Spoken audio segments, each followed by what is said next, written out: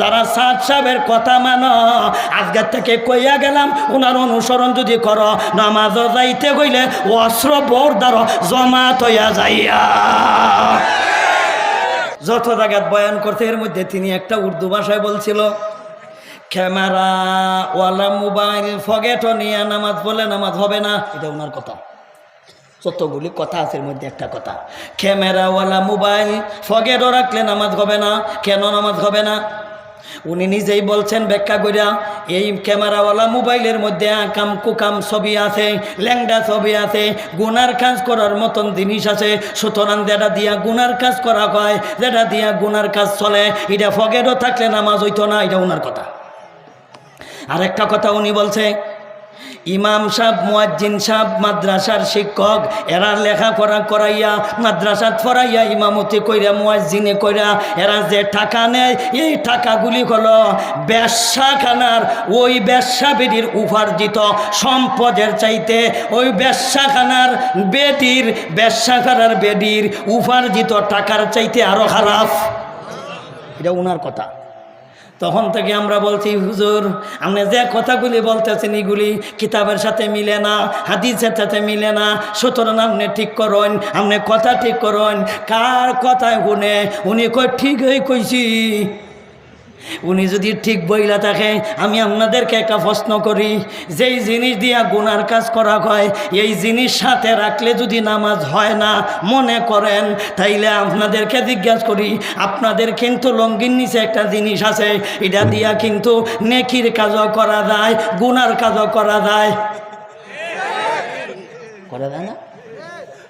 পতিতালয়েও যাওয়া যায়, ফরিমনির দ্বারা যাওয়া যায়, হোটেলেও যাওয়া যায়, একই জিনিস।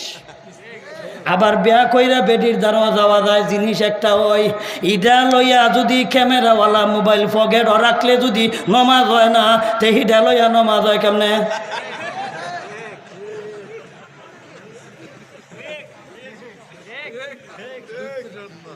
হইলে তো ইডাও বাড়িতে কেন নমাজ পড়ো?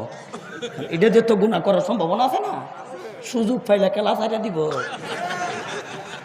যেহেতু গুনাহ করান যায়, এইভাবে তো মোবাইল বেড়া, মোবাইলে এটার মাঝে আমি চালাইলে গুনাহ, না চালাইলে তো গুনাহ নাই। রাখলে গুনাহ হইব, তোরে কেলা কইছে। রাখলে যদি গুনাহ হয় তাহলে তো এটা বোর কাছে আগে জমা দেওয়া মসজিদে যাইতে পায়। যারা সাদ সাহেবের কথা মানো, আজকের থেকে কইয়া গেলাম ওনার অনুসরণ যদি করো, নামাজ যাইতে গইলে অস্ত্র বোর দ্বারা জমাত হইয়া যাইয়া।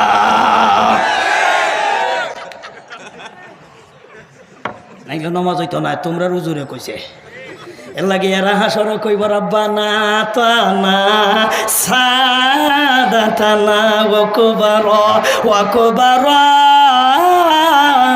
আনা ফাদাল্লানা সাবিলা। আল্লাহ বড়ডিরে ধরো, আল্লাহ হেরারে ধরো। হেরার দুইটা ব্যাখ্যা, একটা হলো নেতা, সাত শব্দের তুইল নেতা। আল্লাহ নেতারে ধরো, 2 নম্বর বড়ডারে ধরো, বড়ডা কেরারে। একটা হইল অভিভাবক, আর একটা হইল ইবলিচ্ছা। আল্লাহ কইব, বুঝলাম হেরারে ধরছি, তুই কখন লাগতো না, তোর কথায় কি আমি বিচার করবো বেটা?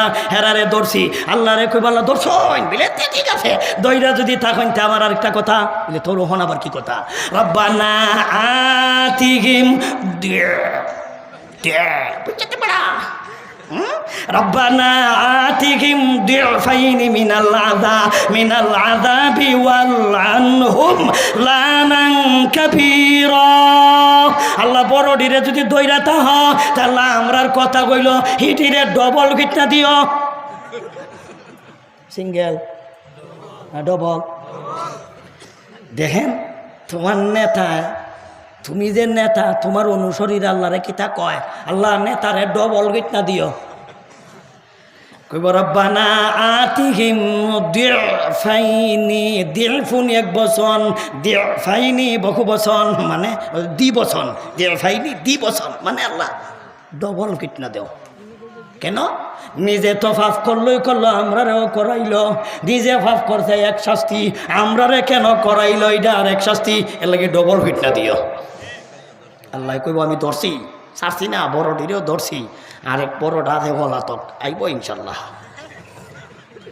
আর কয়েকটা ফল তো কাছে ধরবাম কি দেখো ধরবাম যেদিরে ধরতে তো বিচার করবো ওই আরো যেটি ফল তো কাছে এইদিরে বিদেশ থেকে আইনা বিচার করা হবে অসুবিধা নাই এটি বড় ঠিক রব্বানা আতানা সাদাতানা ওয়া কুবারানা ফাআদাল্লুনা সাবিলা আল্লাহ আমরা এরা অনুসরণ করার কারণে আল্লাহ আজকে জাহান্নামী আজকে আমরা এরা জাহান্নামী বানাইছে এরা আমরা আল্লাহ পথ ভ্রষ্ট করছে এরা আমরা গুমরা করছে ইদি তাবাররা আল্লাযিনা তুবিউ মিনাল্লাযিনা তাবাউ আল্লাহ এই পর্যন্ত রেখে দিলাম এটি কই আছে